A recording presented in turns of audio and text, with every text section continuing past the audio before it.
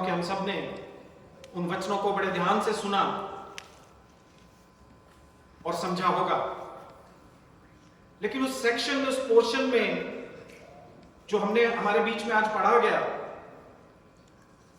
एक मुख्य घटना हो रही है। और सेटिंग क्या है, जगह क्या है? जगह है यरूशलेम का मंदिर। जगह है यरूशलेम का मंदिर। और प्रभु यीशु एक पर्व के दिनों में उस स्थान पर जाते हैं। अगर आप अंग्रेजी की बाइबल पढ़ेंगे तो वहां लिखा है feast of dedication, feast of dedication. और हिंदी में कुछ वैसा सा ही मैं नोट कर रहा था, लिखा है, I don't have a Hindi Bible, but अगर आप जल्दी से बता दें कि कौन सा पर्व वहां पर लिखा है। स्थापन पर्व। स्थापन पर्व, स्थापन पर्व। बिल्कुल इजी है, बिल्कुल आसान है, आप लोगों को पता है। ये सेटिंग क्या है? These are Christmas days. Interesting. ये हानुका के दिन है, फीस्ट ऑफ डेडिकेशन, जिसे आज कल यहूदी लोग हानुका का पर्व करके मनाते हैं। मंदिर को दोबारा डेडिकेट किया गया था। यूनानी राजाओं ने उसको, पुराना और नया नियम के बीच के समय में यूनानी राजाओं ने मंदिर पर कब्जा कर लिया था। मकैबीज की कहानी शायद हम में से कुछ लोगों ने सुनी होगी। तो उन दिनों की बात है। यहूदियों ने लड़ाई करके मंदिर पर दोबारा कब्जा किया था और फिर से उसको डेडिकेट किया था, टेंपल को, जिसको आजकल यहूदी लोग हानुका के पर्व के रूप में मनाते हैं। आई थिंक 26 दिसंबर को। प्रभु के जमाने में ये डेडिकेशन का पर्व, ये वो दिन थे, जाड़े के दिन थे। और प्रभु इस पर्व के लिए कहां पहुंचे हुए थे? यरूशलेम के मंदिर में पहुंचे हुए थे। अब जब लोगों को आइडेंटिफाई हुआ कि ये वही यीशु है जिसके बारे में हम सुनते हैं, ये गलीली पुरुष अब फिर से हमारे इलाके में आ गया है, मंदिर में आ गया है। और सुलेमान के पोर्टिको में बड़ा क्लियर है जी, जब आप टेंपल के कोई किसी भी डिजाइन को कभी भी उसको देखेंगे तो ईस्टर्न साइड पर जो वरांडा है, जिसको हम वरांडा कहते हैं, वो सोलोमन्स पोर्टिको वो कहलाता था। उस पोर्टिको में, उस वरांडे में, मंदिर के कंपाउंड में वो जो वरांडा है, जब आप ईस्टर्न साइड पर वो जो सेक्शन है, जो जहां छत डाली गई है, वहां पर यहूदी रैबाइज जो हैं वो वहां पर घूमा करते थे। यीशु मसीह कोई सुपरस्टार नहीं थे। People have this misconception. यीशु मसीह वहां पर घूम रहे थे just like any ordinary teacher would. और वहां की तरीका क्या था? पिलर्स लगे होते थे, तो रैबाई जो होते थे वो पिलर के ऊपर अपनी पीठ लगाकर खड़े हो जाते थे और उनको लोग आपस में चारों तरफ से आके उनके चेले उनको घेर लेते थे। Very general, very common. यीशु सोलोमन्स पोर्टिको में, इससे ज्यादा क्या डिटेल देगा जॉन आपको बता रहा, सुलेमान के वरांडे में, सोलोमन्स पोर्टिको, जीसस वहां घूम रहे हैं और रैबाइज वहां घूमा करते थे, सिखाने वाले वहां घूमा करते थे। वहां चमत्कार को इज्जत नहीं होती थी, वहां वचन सिखाने वाले को इज्जत होती थी। और ये यहूदी लोग रैबाइज को घेर लेते थे और उनसे बात करते थे। यीशु के विरोधी यीशु से बात कर सकते थे। आपने नोट किया? नहीं किया। क्यों नहीं किया? क्योंकि किसी ने नोट करवाया नहीं और हमने बाइबल पढ़नी नहीं। सिंपल। नोट करवाने वाला क्यों नोट करवाएगा? वो क्यों बताएगा कि यीशु के पास कोई भी आकर कोई भी कुछ भी उसको बोल सकता था, बोल के चले जाते थे। लेकिन आज ऐसा माहौल नहीं है। आप जानते हैं आज कैसा माहौल है। तो यीशु के विरोधियों ने यीशु को मंदिर के बीच में घेर लिया और वो उनसे आकर क्या पूछते हैं? वो प्रश्न क्या पूछते हैं? वो पूछते हैं, हिंदी में अगर आपके पास है तो पढ़ दीजिए। It's very very powerful. पढ़ दीजिए। यदि तू मसीह है तो हमसे साफ साफ कह दे। उससे पहले एक फ्रेज, उससे पहले, तू हमारे मन को कब तक दुविधा में रखेगा? तू हमारे मन को कब तक दुविधा में रखेगा? ये क्या हो रहा है? ये यीशु मसीह से डायरेक्ट बातचीत हो रही है and it is not a comfortable conversation. लेकिन ये लोग जो हैं ये यीशु के पास आ रहे हैं and Jesus is just an ordinary guy, stop thinking otherwise. He is as approachable as can be. कोई भी उसके पास आ सकता है।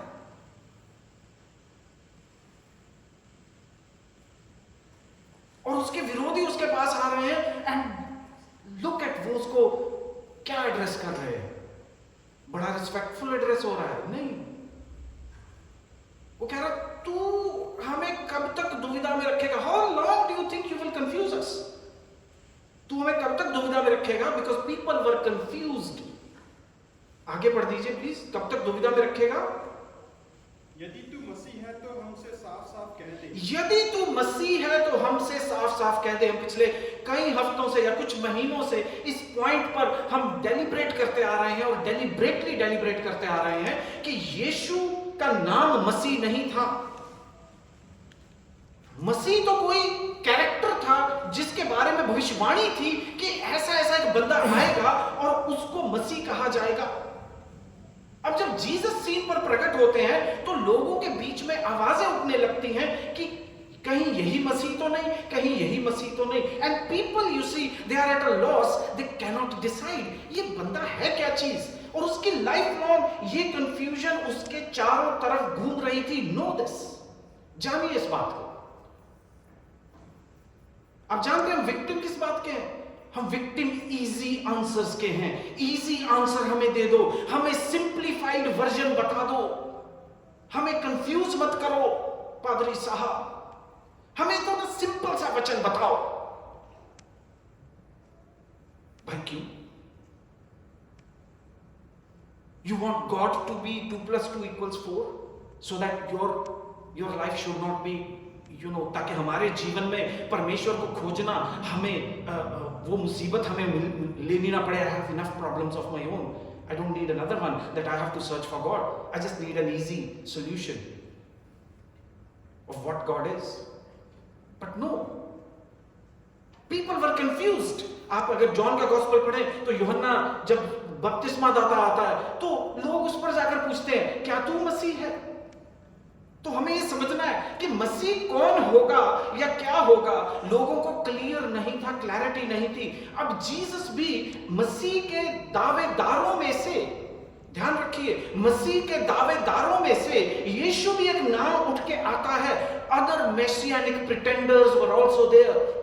और भी लोग थे जिनके बारे में ये अफवाहें उठती रहती थी कि ये मसीह आ गया है, ये मसीह आ गया है, इधर मसीह आ गया है, इधर मसीह आ गया है। यीशु भी उनमें से एक था।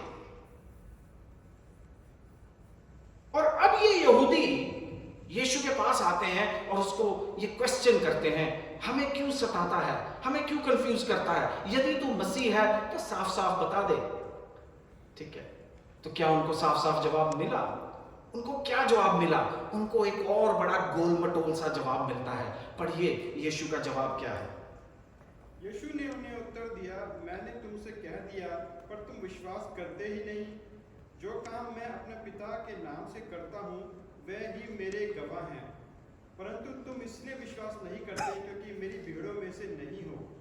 मेरी भीड़ें मेरा शब्द सुनती हैं, मैं उन्हें जानता हूँ और वह मेरे पीछे पीछे चलती हैं, और मैं उन्हें अनंत जीवन देता हूँ। वह कभी नष्ट न होंगी और कोई उन्हें मेरे हाथ से छीन न लेगा। मेरा पिता जिसने उन्हें मुझको दिया है सबसे बड़ा है और कोई उन्हें पिता के हाथ से छीन नहीं सकता। और मैं और पिता एक हैं। जब मसीह का प्रश्न इसके ऊपर आ रहा है तो ये उसका जवाब कैसे दे रहा है? इंपॉर्टेंट है कि नहीं? बहुत इंपॉर्टेंट है कि जब यीशु से डायरेक्टली पूछा जा रहा है कि भाई साहब आप कौन हो, आप ये मसीह हो कि नहीं हो, तो प्रभु कहता है मैंने तो बता दिया लेकिन तुम विश्वास करते ही नहीं। लेकिन अब वो अपनी क्वालिफिकेशन क्या दे रहा है, अपने आप को मसीह के रूप में क्वालिफाई कैसे कर रहा है? वो कह रहा है जो काम मैं अपने पिता के नाम में करता हूं वो मेरे को क्वालिफाई करते हैं। और फिर वो आगे क्या कहता है, तुम फिर भी मुझ पर विश्वास नहीं करते, तुम फिर भी मुझ पर विश्वास नहीं करते। क्यों? क्योंकि तुम मेरी भेड़ें नहीं हो, तुम वो चुने हुए लोग नहीं हो। मेरी भेड़ें मेरी आवाज को सुनती हैं। माई शीप, जॉन 10:27 है, My sheep, they hear my voice. I know them and they follow me. That is the relationship. मेरी भेड़ें मेरी आवाज को सुनती हैं. I have a personal relationship with my sheep. There is no such thing as भेड़ चाल. मेरी भेड़ें मेरी आवाज को सुनती हैं, मैं उनको जानता हूं और वह मेरे पीछे चलती हैं. लेकिन अब हमारे मतलब का सेक्शन अब यहां पर आता है कि यीशु जब कहता है कि तुम मुझ पर विश्वास क्यों नहीं करते, क्योंकि तुम मेरी भेड़ें नहीं हो. मेरी भेड़ें होती तो मेरी आवाज सुनते, मैं तुम्हें जानता और तुम मेरे पीछे पीछे चलती. लेकिन अब जब जो मेरी भेड़ें हैं मैं उनको देता क्या हूं? What do I give them? Please आप उसको पढ़ दीजिए. मैं उन्हें अनंत जीवन देता हूं. मैं उन्हें अनंत जीवन देता हूं. आगे, वे कभी नष्ट ना होंगी. वे कभी नष्ट ना होंगी. यहां पर रुक जाइए. और अब वो केवल अनंत जीवन देता है और वो क्या कहता है कि वो कभी नष्ट ना होगी. जॉन 3:16 को याद कर लीजिए, हम सबको रटी हुई है ना. वहां पर दो शब्द हैं. For God so loved the world that he gave his only begotten son, so that क्या मिलेगा उस पर विश्वास करने वाले को? नाश ना हो परंतु अनंत जीवन पाए. वही चीज रिपीट कर रहा कि मेरी भेड़ें क्या होंगी, मैं अपनी भेड़ों को क्या देता हूं? अनंत जीवन देता हूं. मैं उनको नाश होने नहीं दूंगा. ठीक है, अब इसकी गारंटी क्या है कि हमारे को ये अनंत जीवन मिल गया है? इसकी गारंटी क्या है? थोड़ा आगे पढ़िए, उसको वो डबल क्वालिफाई कर रहा है इस बात को. और कोई उन्हें मेरे हाथ से छीन ना लेगा. कोई उन्हें मेरे हाथ से छीन नहीं सकता. Impossible. When we say we believe, we have to believe this. हमें यह विश्वास करना है. यीशु मसीह चंगा करता है, यह हमारे विश्वास का कोर नहीं है. यीशु मसीह भूत निकालता है, यह हमारे विश्वास का फाउंडेशन नहीं है. हमारे विश्वास की फाउंडेशन, हमारे विश्वास का कोर क्या है कि हमारे अंदर के अंदर के अंदर के अंदर डीपेस्ट पार्ट्स में ये चीज घर कर जाए और ये चीज बैठ जाए कि यीशु है कौन और वो हमें देता क्या है. सिंपल है. दो पॉइंट्स. यीशु है कौन और उसने मुझे क्या दिया है. यीशु है कौन और उसने मुझे क्या दिया है. वो मसीह है, वो परमेश्वर का पुत्र है और उसने मुझे अनंत जीवन दे दिया है. उसने मुझे अनंत जीवन दे दिया है. That is our faith. और इस फेथ को वो और ज्यादा सॉलिड क्या कर रहा है? इसको और ज्यादा सॉलिड क्या कर रहा है? उसको सॉलिड कर रहा है, कह रहा है कि कोई उन्हें मेरे हाथ से छीन नहीं सकता. There is no force in heaven and on earth and under the earth and in the universe or multiverse or whatever people throw at you.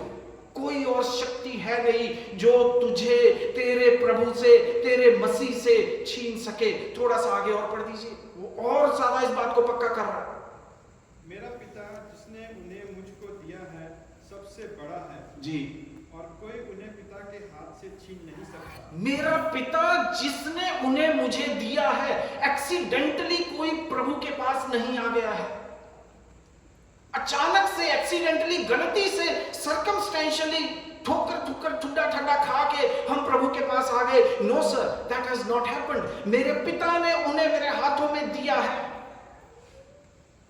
और कोई उन्हें मेरे पिता के हाथों से छीन नहीं सकता.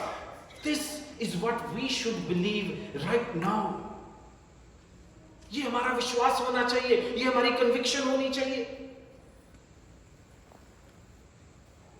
कोई मेरे पिता के हाथों से उन्हें छीन नहीं सकता. मेरा पिता सबसे बड़ा है. फिर अंत में कहता है मैं और मेरा पिता एक ही है. I am the Father are one. सो इसमें वो क्या कह रहा है? इसमें वो कह रहा है कि जिसने मुझ पर विश्वास किया, जो मेरी भेड़ है, मैं उसको क्या देता हूं? मैं उसको अनंत जीवन दे रहा हूं. और अनंत जीवन का अर्थ क्या है? अनंत जीवन का अर्थ यह है कि ये नाश नहीं होगा. I am sorry, I am very very sorry, लेकिन हमने इसको अनंत जीवन से अलग कुछ बना दिया है. हमने उसको स्वर्ग और नरक की एक गेम बना दिया है।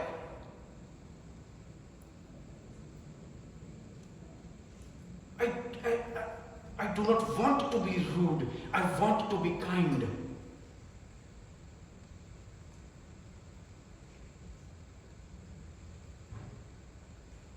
But I have the duty to speak God's word. ये मेरी ड्यूटी है कि मैं परमेश्वर का वचन बोलूं। और यदि आपको परमेश्वर का वचन सुनकर बुरा लगेगा, तो believe me when I tell you, for me this is not the first time. And I praise God, I pray this be not the last time. वचन बताना है, वचन बताना है, वचन बताना है, आपको खुश नहीं करना है। That is not the job. वचन क्या है? वचन ये है जी, सिंपल। लहू बहाया लोगों ने ये किताब आपके हाथ तक पहुंचाने के लिए, लेकिन हमारा ध्यान इस किताब पर नहीं। हमारा ध्यान YouTube पर है, हमारा ध्यान लोगों पर है, हमारा ध्यान कथा कहानियों पर है। हमने उसको इलैबोरेट सिस्टम बना लिया, a system of heaven and a system of hell. But that is not what Jesus has promised. यीशु का वायदा ये नहीं है मैं तुझे ये दूंगा, मैं तुझे वो दूंगा। वो बड़े ही सिंपल शब्दों में वो अपने वायदे को बताता है और वो बड़े ही सिंपल शब्दों में अपने वायदे को रिपीट करता है। जिसने मुझ पर विश्वास किया उसे मैं अनंत जीवन देता हूं, और जो प्रभु यीशु पर विश्वास नहीं करता वो नाश की तरफ जा रहा है। क्या परमेश्वर उसे नरक में फेंक रहा है? There is no easy answer to this. लेकिन आपको यह बात समझनी है कि बहुत सारी तस्वीरें बाइबल में दिखाई गई हैं और हमारे अंदर ये प्री कंसेप्शन है कि ये चीज स्वर्ग होती है, ये चीज नरक होती है। यीशु पर विश्वास करेगा तो स्वर्ग जाएगा, यीशु पर विश्वास नहीं करेगा तो नरक जाएगा। ऐसा कहीं बाइबल में इतना सिंपल और इतना क्लियर इस तरह से नहीं लिखा है। बाइबल में सिर्फ ये लिखा है जीवन देने आया हूं और जीवन दे चुका हूं। जिस दिन आपने यीशु मसीह को विश्वास किया, जिस दिन आपने उसके पीछे चलना शुरू किया, उस दिन ये अनंत जीवन आपको मिल चुका है। आपको लेना नहीं। मरने के बाद आपका क्या होगा, आपको वहां अच्छा मिलेगा, बुरा मिलेगा, अरे ये सवाल ही नहीं उठता है। ये सवाल उठता ही नहीं है। क्यों? क्योंकि जिस दिन तूने यीशु मसीह पर विश्वास किया, तूने अपना जीवन उसको दिया है, उस दिन उसने अपना अनंत जीवन तुझे दे दिया है। वो ये नहीं कहता कि बेटे जब मरेगा मेरे पास आएगा फिर मैं तुझे सोचूंगा इसको देना है नहीं देना है। नो। हमने पिछले सप्ताह में पढ़ा था पहला यूहन्ना में, है ना, 5 अध्याय में, वो कहता है जिसके पास पुत्र है उसके पास क्या है जी? जीवन है। Praise the Lord, praise the Lord. आपके पास पुत्र है। If you are in Christ today you have the life of Christ in you. Nobody is going to come and give it to you because Jesus himself has given it to you. यीशु मसीह ने, जिस दिन तूने यीशु मसीह को प्राप्त किया, यीशु मसीह को मानना शुरू किया, उस दिन उसने, हम कहते हैं ओ मुझे बहुत आशीषें दे दी। मैं कहता हूं हट।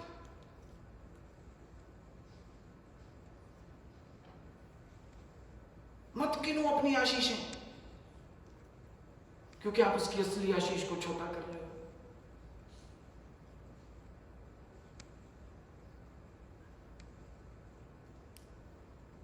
कलीसिया के इतिहास में शायद ये पहला जमाना होगा। पहला तो नहीं है, क्या हिस्ट्री में भी है, लेकिन उनको हम अच्छा नहीं समझते, उन एग्जाम्पल्स को हम अच्छा नहीं समझते। लेकिन ये पहला जमाना होगा जिसमें प्रभु के सेवक अमीर बन जाते हैं।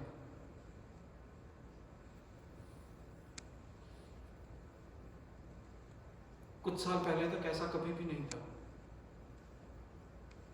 क्या आपको मालूम है? नहीं मालूम है? क्या आप हैरान होते हैं? नहीं होते हैं? हुआ करो हैरान।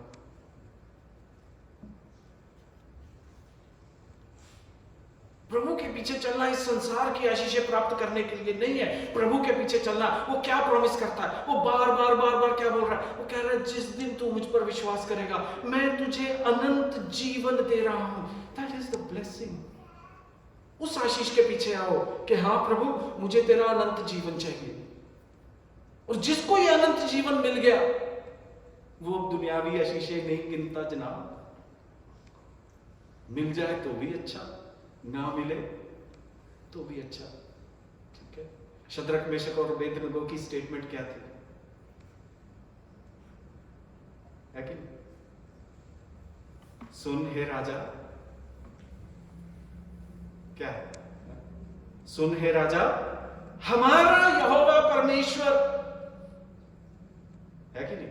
हमारा यहोवा परमेश्वर हमें इस आग की भट्टी से जो तूने बनाई है ना, हमारा परमेश्वर इससे हमें क्या कर सकता है? हमारा परमेश्वर हमें इससे क्या कर सकता है? बचा सकता है। वो हमें चंगा कर सकता है, वो हमें दुनियावी आशीषें दे सकता है, वो हमारी सारी जरूरतें पूरी कर सकता है, वो हमें सब कुछ दे सकता है। प्रेज द लॉर्ड, आमेन। लेकिन ये तीन जो बच्चे थे ना, तीन जो ये जवान थे, इनका फेथ देखिए और फेथ के पीछे इनकी लेवल ऑफ अंडरस्टैंडिंग देखिए। क्या कहते हैं? सुन है राजा, हमारा परमेश्वर हमें इस आग की भट्टी से क्या कर सकता है? बचा सकता है। लेकिन अगर ना भी बचाए तो, यहां आता है ना faith, that is the faith. There is no condition, there is only faith. अगर ना भी बचाए तो So what? सुन हे राजा, हम तेरी मूर्ति के आगे झुकने के, ठीक है? That is faith. विश्वास है। अपने विश्वास को रियलाइन कीजिए, आज जरूरत है। Faith is on the eternal life. Faith is on Christ. Biggest blessing that we have received is the eternal life. You have given us that eternal life. जिसके पास पुत्र है उसके पास जीवन है। हम जल्दी समाप्त करेंगे, लेकिन the Bible is so full of this. मैं रिक्वेस्ट करूंगा ब्रदर से, प्रकाशित वाक्य 21 अध्याय, हमने पिछले सप्ताह भी प्रकाशित वाक्य में से पैसेज पढ़ा था, but now it is so important for us to see this. प्रकाशित वाक्य 21 अध्याय 10 वचन से आगे आप उसको थोड़ा सा पढ़िए, और वहां पर जो ये हम कहते हैं ना कि स्वर्ग है,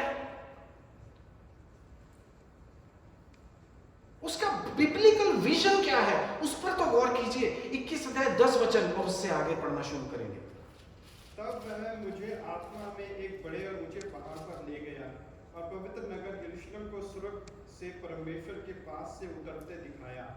परमेश्वर की महिमा उनमें थी और उसकी ज्योति में बहुत ही बहुमूल्य पत्थर अर्थात बिल्लौर के समान यशब की तरह स्वच्छ थी। उसकी शहरपनाह बड़ी ऊंची थी और उसके 12 फाटक और फाटकों पर 12 स्वर्गदूत थे और उन फाटकों पर इस्राएलियों के 12 गोत्रों के नाम लिखे थे। जी थैंक यू। हम यहाँ पर रुक रहे हैं, क्यों? क्योंकि मैं सिर्फ ये बताना चाहता था कि ये क्या है, ये वो विजन है। किस चीज का विजन है? The new Jerusalem, the new Jerusalem, the holy city of Jerusalem. The holy city Jerusalem is coming down from heaven, having the glory of God. Her brilliance was like a very costly stone, as a stone of crystal clear jasper, so on and so forth. वो उसको define कर रहा है इस stone को, ठीक है? 22 वचन पढ़ दीजिए। इस किसकी डेफिनेशन आ रही है, किसके बारे में बात हो रही है? The holy city, new Jerusalem, जो स्वर्ग से उतरने वाला यरूशलेम शहर है, उसका डेफिनेशन हो रहा है। 22 को पढ़ दीजिए। मैंने उसमें कोई मंदिर ना देखा जी, क्योंकि सर्वशक्तिमान प्रभु परमेश्वर और मेमना उसका मंदिर है। there is no temple because God himself is in there and they are the temple, right? So वहां उसमें कोई मंदिर नहीं है, ध्यान दीजिए, ठीक है? 22 23 उस नगर में सूर्य और चांद के उजियाले की आवश्यकता नहीं, क्योंकि परमेश्वर के तेज से उसमें उजियाला हो रहा है और मेमना उसका दीपक है। मेमना उसका दीपक है, परमेश्वर के तेज से उसमें उजाला हो रहा है। इसमें कोई लाइट की जरूरत नहीं है, लैंप की जरूरत नहीं है। 25 उसके फाटक दिन को कभी बंद ना होंगे और रात वहां ना होगी। वहां पर रात नहीं होगी क्योंकि उसके फाटक जो है वो कभी बंद नहीं होंगे। They are always open, it's always day time, there is no break, there is no night time, because there is no darkness. कोई अंधकार नहीं है, कोई रात्रि नहीं है। 27 परंतु उसमें कोई अपवित्र वस्तु या घृणित काम करने वाला या झूठ का गढ़ने वाला किसी रीति से प्रवेश ना करेगा, पर केवल वे लोग जिनके नाम मेमने के जीवन की पुस्तक में लिखे हैं। That is the picture that the Bible gives us. कि वो जो नया यरूशलेम आएगा उसकी एंट्री जो है वहां पर इशू आएगा।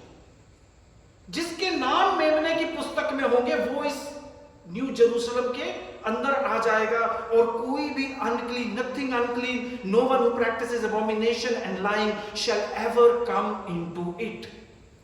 तो यहां पर हमें तस्वीर क्या मिल रही है कि या तो वो आपको अंदर आने देगा या वो आपको बाहर ही छोड़ देगा। That's it. जो मेरे पास आता है मैं उसको जीवन देता हूं। व्हाट इज दैट जीवन? बाइबल में जीवन क्या है? बाइबल में मृत्यु क्या है? बाइबल में जीवन है मिलना, और मृत्यु का अर्थ क्या है? बिछड़ जाना। जब कोई बिछड़ जाता है तो हम रोते हैं, क्यों? क्योंकि अब हम उससे बिछड़ गए हैं, अब हम उससे मिल नहीं सकते। सो जो न्यू जेरूशलेम है उसमें एंटर कौन करेगा और कौन बाहर रहेगा, ये पूरी बाइबल में एक कंटिन्यूअस थीम है। कंटिन्यूअस थीम है। सामिस्ट कहता है, who will climb your holy hill? तेरे पवित्र पर्वत पर कौन चढ़ सकता है? यही सवाल है ना। ठीक है। Better is one day in your courts than 1,000 days elsewhere. Psalm 27 verse 4. One thing I ask of the Lord, this is what I shall seek, that I may dwell in the house of the Lord all the days of my life, to gaze upon the beauty of the Lord. एक बार मैंने मांगा, उसकी मैं कामना करता हूं कि मैं अपने जीवन भर यहोवा के मंदिर में रह सकूं। क्यों? क्योंकि वहां सड़कें सोने की हैं, इसलिए कहता नहीं, to gaze upon the beauty of the Lord, कि मैं परमेश्वर की इस मनोहरता पर दर्शन कर सकूं। है ना। एक रिक्वेस्ट और करूंगा, प्रकाशित वाक्य 22 उसकी 15 पढ़ दीजिए। अगेन इसमें भी वो उस स्थान का जिक्र है, लेकिन 15 में क्या लिखा? 22-15। पर कुत्ते और टोने और व्यभिचारी और हत्यारे और मूर्ति पूजक और हर एक झूठ का चाहने वाला और गढ़ने वाला बाहर रहेगा। ये सब लोग, वो क्या कह रहा है? ये सब क्या रहेंगे? बाहर रहेंगे। तो आपने देखा उसको कि देयर इज अ गेट। वो द्वार कौन है? वो यीशु कहता है, मैं वो द्वार हूं। जो उसमें से अंदर आएगा वो अंदर आएगा, और जो उसमें से अंदर नहीं आएगा वो कहां रहेगा? वो बाहर रहेगा। That is all the language that the Bible is giving us. Bible हमें सिर्फ इतनी सी लैंग्वेज जो है वो हमें दे रही है। जिसके पास पुत्र है उसके पास जीवन है। यूहन्ना के सुसमाचार में ही वो कहता है कि मेरे पिता के घर में बहुत से रहने के स्थान हैं, और मैं जाता हूं तुम्हारे लिए जगह तैयार करता हूं। हमने उसको इमेजिन किया कि वहां मेंशंस होंगे। You see, that becomes an industry. People keep saying that, हमें विजन मिल गया, स्वर्ग में ये हो रहा है, स्वर्ग में वो हो रहा है। I'm sorry to break your heart, but the Bible doesn't say that. Bible only promises you one thing: the presence of God. The presence of God.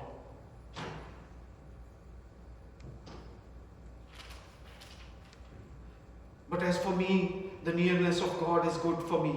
I have made the Lord God my refuge, so that I may tell of all your works. Psalm 73 verse 28. Psalm 16 verse 11. You will show me the path of life. In your presence is fullness of joy. In your right hand are pleasures forevermore. तेरी हुजूरी में आनंद की भरपूरी है, तेरे दाहिने हाथ सुख सर्वदा बना रहता है। स्वर्ग क्या है जी? स्वर्ग वो जीवन है जिसमें हम परमेश्वर के साथ रहेंगे। That is all. यूहन्ना 14:2। मेरे पिता के घर में बहुत से रहने के स्थान हैं। मैं चाहता हूं तुम्हारे लिए क्या करता हूं?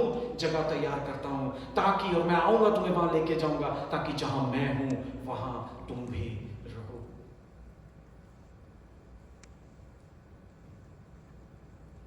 Rest are just metaphors. Rest are just metaphors.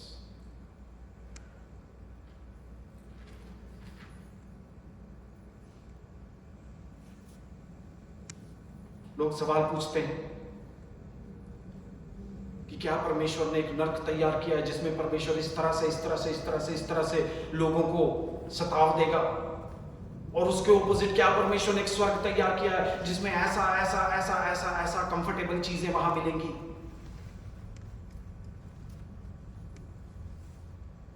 My friends, समय आ चुका है कि हम अपनी थिंकिंग को उन बातों से हटाकर हम उनको परमेश्वर के वचन के ऊपर हम अपनी थिंकिंग को लगाएं। आप कैसा स्वर्ग इमेजिन करते हैं? God is not obligated to follow that, we are obligated. हमारे को चाहिए कि हम अपनी सोच को हटाकर परमेश्वर का वचन क्या कह रहा है हम उसको फॉलो करें। क्या चीज प्रॉमिस करता है यीशु मसीह? केवल एक चीज प्रॉमिस करता है, जहां मैं हूं वहां तुम भी रहो। क्या आप उसकी प्रेजेंस में हमेशा हमेशा के लिए रहना चाहते हैं? उसी को वो अनंत जीवन कहता है, और वही अनंत जीवन उसने आज आप सबको दे रखा है। सो हम मृत्यु से नहीं डरते, हम मृत्यु से नहीं डरते। मैं याद दिलाऊंगा, हमने मोरेवियंस की जो बात की थी, जॉन वेस्ली ने जब उनका शिप पानी में जाने लगा तो वो कहता है इंग्लिश लोग, अंग्रेज लोग जो थे उनके कमरों से चीखें आनी शुरू हो गई कि हमारा जहाज डूब रहा है। लेकिन मोरेवियंस, जर्मन्स जो थे वो गीत जो गा रहे थे उनका गीत चलता रहा, उनके मुंह पे शिकन नहीं आई। तो उसने जाकर पूछा, was you not afraid to die? तुझे मरने से डर नहीं लगा? वो कहता है थैंक गॉड नो, मैं प्रभु का धन्यवाद करता हूं, मुझे मृत्यु से डर नहीं लगता। क्यों नहीं लगता? क्योंकि हमें अनंत जीवन आज ही मिल चुका है। प्रभु आप सबको आशीष दे। आइए प्रार्थना करें। पिता, तेरा धन्यवाद करते प्रभु, क्योंकि तेरा वचन जीवित है प्रभु जी। हालेलुया। तूने जो बातें कही वो पक्की हैं प्रभु। हालेलुया। तेरे वचन में लिखा कि आंधियां चली, तूफान आए, लहरें उठी, लेकिन जो घर उस चट्टान पर बना था वो ना गिरने पाया। तेरा वचन वो चट्टान है प्रभु जी। हमारी मदद कर प्रभु कि हम तेरे वचन पर अपना घर, अपना जीवन बना सके, तेरी बातों पर अपना जीवन बना सके, क्योंकि जितने तुझ पर भरोसा रखते वो शर्मिंदा नहीं होते। हम तेरी महिमा करते, हम तेरी तारीफ करते, तेरे नाम की बड़ाई करते। पिता खुदावंद, हम सबके हृदयों को प्रभु जी तू मजबूत कर, तू हिम्मत दे प्रभु जी, क्योंकि तेरे पास अनंत जीवन है प्रभु, और वो जीवन की बातें हैं प्रभु जो तुझे छोड़ और कहीं नहीं है प्रभु जी। खुदावंद, हम तेरे राज्य में शामिल किए गए, हम तेरी किताब में हमारा नाम लिखा गया। हम तेरा धन्यवाद करते प्रभु, क्योंकि आज हमारे पास वो अनंत जीवन है प्रभु। तेरे उस वायदे के लिए, तेरे उस जीवन के लिए हम तेरा धन्यवाद करते प्रभु जी। इस मंडली पर प्रभु मैं तेरी शांति, तेरी आशीष बोलता खुदावंद, सुनने वाले एक एक कान को प्रभु तू ये विश्वास का दान दे प्रभु कि हम सब मजबूत हो जाएं, हम सब इस विश्वास में पक्के हो जाएं कि तेरे साथ अनंत जीवन हमारे पास है। यूहन्ना 17:3 and this is eternal life that they may know you the only true God and Jesus Christ whom you have sent। अनंत जीवन ये है कि वह तुझ सच्चे दैत्य परमेश्वर को और प्रभु यीशु जिसे आपने भेजा उसे जान सके। खुदावंद, हम तुझे जानते जाएं, तेरी पहचान में बढ़ते जाएं, और वो जीवन हमारे अंदर कार्य करता रहे। हम तेरा धन्यवाद करते प्रभु, हमारा ये जीवन उस अनंत जीवन से प्रभु तेरी महिमा करता रहे। इस मंडली पर तेरी शांति मांगते, तेरा धन्यवाद करते तूने हमारी प्रार्थनाओं को सुना है, तेरा धन्यवाद करते तूने अपने बच्चों को चंगाई दी है प्रभु, उन पर दया की है प्रभु। तेरा धन्यवाद करते, इस मंडली के लिए शुक्र करते, यीशु के नाम से। अब हमारे प्रभु यीशु का अनुग्रह, पिता परमेश्वर का प्रेम और पवित्र आत्मा की सहभागिता हम सबके साथ अब से लेकर हमेशा तक होती रहे। आमीन। Hallelujah, hallelujah, hallelujah.